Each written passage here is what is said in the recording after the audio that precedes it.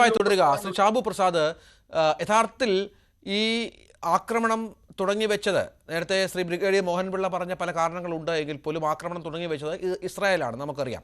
പക്ഷേ പിന്നീട് ഇങ്ങോട്ടുണ്ടായ സംഭവ വികാസങ്ങൾ, നേരത്തെ നമ്മൾ ഈ ഇസ്രായേലിലെ ആളുകളൊക്കെ സംസാരിക്കുമ്പോൾ നമുക്ക് ലഭിക്കുന്ന വിവരങ്ങളൊക്കെ, അവിടെ വലിയ അറ്റാക്കുകൾ ഉണ്ടാകുന്നുണ്ട്, ആശുപത്രികളടക്കം തകരുന്നുണ്ട്. ഒരുപക്ഷേ ഈ പലസ്തീൻ ഇസ്രായേൽ യുദ്ധത്തിൽ ഉണ്ടായതിനേക്കാൾ കൂടുതൽ പ്രശ്നങ്ങൾ ഇസ്രായേൽ സംഭവിക്കുന്നുണ്ട്. മലയാളികൾക്കൊക്കെ ഭീതിയുള്ള സാഹചര്യമുണ്ട്, നമ്മൾ സംസാരിക്കുമ്പോഴൊക്കെ അറിയാം. ഈ അമേരിക്കയെ ഡിപ്പെൻഡ് ചെയ്ത് ഒരാക്രമണം തുടങ്ങിയ രാജ്യമെന്ന നിലയിൽ യഥാർത്ഥത്തിൽ ഇപ്പോഴത്തെ അമേരിക്കൻ നിലപാട് അക്ഷരാർത്ഥത്തിൽ ഇസ്രായേലിനെ വെട്ടിലാക്കിയിരിക്കുകയാണ് എന്ന് പറയുന്നതിൽ നമുക്ക് അതിൽ സത്യമുണ്ടാകാനുള്ള കാര്യങ്ങൾ തന്നെയല്ല ഉള്ളത്. കാരണം ഇത്തരത്തിൽ അമേരിക്ക നേരിട്ട് ഇടപെട്ട് ഇറാന് കുറച്ചുകൂടി കാര്യമായ മുന്നറിയിപ്പ് നൽകിയിരുന്നുവെങ്കിൽ ഇതിൻ്റെ ഒരു വ്യാപ്തി, ഇറാന്റെ ആക്രമണത്തിന്റെ വ്യാപ്തി കുറയുമെന്ന് ചിന്തിക്കുന്നവരുമുണ്ടല്ലോ.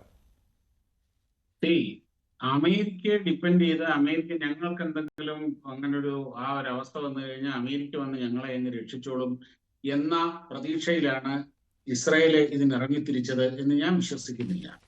കാരണം ഇസ്രായേലിന്റെ ഒരു ഹിസ്റ്ററി തന്നെ അങ്ങനെയാണ് രഞ്ജിത്തെ. ഇപ്പം ഈ അമേരിക്കയും ഇസ്രായേലും തമ്മിലുള്ള വലിയ തോതിലുള്ള സൈനിക സഹകരണമൊക്കെ തുടങ്ങിയത് എന്നാണ്? ഒരുപാട് വൈകിയാണ്. അതിനു മുമ്പ് ഇസ്രായേൽ 3 മഹായുദ്ധങ്ങൾ ചെയ്തു കഴിഞ്ഞിരുന്നു. ഒന്നാം അറബ് ഇസ്രായേൽ യുദ്ധം 1948 അന്ന് ഇസ്രായേലിന് ഒരു പ്രൊഫഷണൽ ആർമി പോലും ഇല്ല.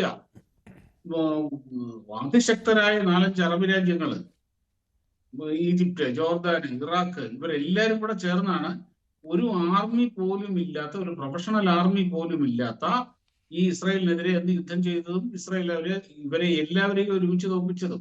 കഴിഞ്ഞ 67-ലെ 6 ഡേയ്സ് വാർ, 73-ലെ യോം കിപ്പൂർ വാർ, ഇവിടെ ഒന്നും അമേരിക്കയുടെയോ അല്ലെങ്കിൽ അങ്ങനെയുള്ള ഒരു സഹകരണം അവർക്കുണ്ടായിരുന്നില്ല.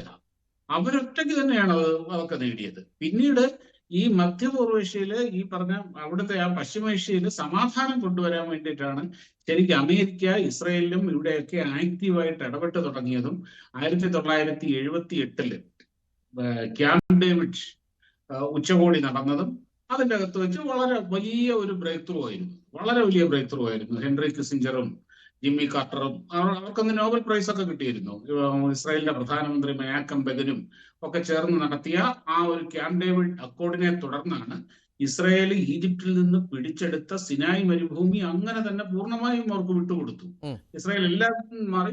പിന്നീട് അവർ തമ്മിലുള്ള ബന്ധമൊക്കെ വളരെ ഗംഭീരമായി. ഇന്ന് ഇസ്രായേലിന്റെ ഏറ്റവും അടുത്ത സുഹൃത്തുക്കള് അന്ന് ഇവരെ നശിപ്പിക്കാൻ ഒരുമ്പെട്ടിറങ്ങിയ ജോർദാനും ഈജിപ്തും ഒക്കെ തന്നെയാണ്. അതുപോലെ 81 ഇവര് ഇറാഖിന്റെ കംപ്ലീറ്റ് ഈ ആണവ ഫെസിലിറ്റികൾ മുഴുവനും ഒരു തകർത്തു. അമേരിക്കയുടെ ആദ്യം ഇവർ പറഞ്ഞതാണ്, നിങ്ങളത് നിർത്ത് ഇല്ലെങ്കിൽ പണി കിട്ടും എന്ന് പറഞ്ഞു. അമേരിക്ക അത് കേട്ടില്ല, റൊണാൾഡ് റീഗൻ അത് കേട്ടില്ല. ഒടുവില് അവരുടെ സമ്മതത്തിനോ അവരുടെ ഒന്നും നോക്കി നിൽക്കാതെ ഇവർ യുദ്ധവിമാനങ്ങൾ അയച്ച് അത് കംപ്ലീറ്റ് തകർത്ത് കളയുകയായിരുന്നു ചെയ്തത്. ലോകം മുഴുവനും അവർക്കെതിരെ പ്രതിഷേധിച്ചു.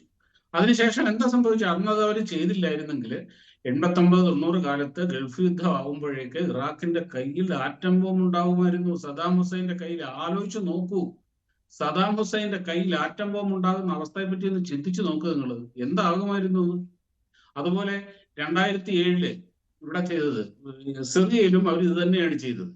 അവർ ലോകം മുഴുവനും ഈ മൊസാദിന്റെ നെറ്റ്വർക്ക് വ്യാപിപ്പിച്ചു. അവരുടെ ഭീഷണിയായവരെ മുഴുവനും അവർ തകർത്തു കൊന്നു തീർത്തു. അതായത് ഒരു ദയയോടമില്ല, ഒരു മാനവികതയില്ല. നിലനിൽപ്പ് പ്രശ്നമാവുന്ന സമയത്ത് ഇതൊന്നും അമേരിക്കയുടെ സമ്മതം ചോദിച്ചിട്ടൊന്നും അല്ല ചെയ്യുന്നത്, അവരൊക്കെ ചെയ്യാണ്. അതാണ് കാര്യം. അമേരിക്ക ഇവരെ സപ്പോർട്ട് ചെയ്യാൻ നിർബന്ധിതരാവുകയാണ് ചെയ്യുന്നത്. ഈ കാര്യത്തില് ഇപ്പൊ മോഹൻപിള്ള സാർ നല്ല അത് ആ ലോജിക്ക് എനിക്ക് മനസ്സിലായില്ല ശ്രീ ഷാബു പ്രസാദ്. അമേരിക്കയുടെ പിന്തുണ ഇല്ലാതെ, അമേരിക്കയുടെ ആയുധബലമില്ലാതെ ഇസ്രായേലിന് ഈ ആക്രമണത്തിന് ഉള്ള മനക്കരുത്ത് അല്ലെങ്കിൽ അതിനുള്ള സംവിധാനം എങ്ങനെ ഉണ്ടാകുമെന്നുള്ളത് അതെല്ലാവർക്കും അറിയാവുന്ന കാര്യമാണല്ലോ.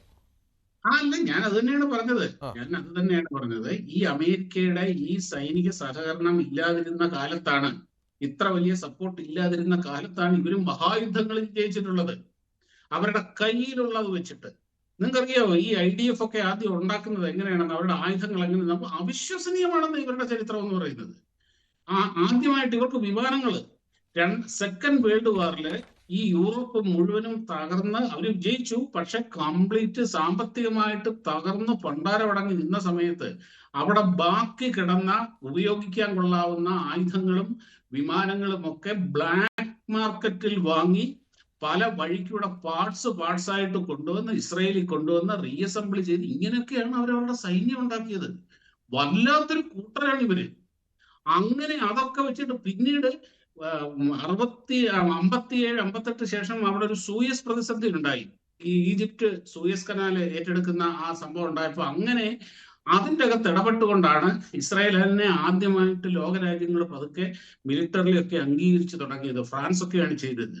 അതുവരെയൊന്നും ഏകദേശം 70-71 വരെയൊന്നും ഇസ്രായേലിന് ആയുധങ്ങൾ ഇസ്രായേൽ സംഘടിപ്പിച്ചിരുന്നത് വളരെ അപൂർവം രാജ്യങ്ങളിൽ നിന്ന് ഔദ്യോഗികമായിട്ട് കിട്ടുള്ളൂ. ബാക്കിയൊക്കെ കള്ളക്കടത്തിയാണെന്നേ കൊണ്ടുവന്നിട്ടുള്ളത്.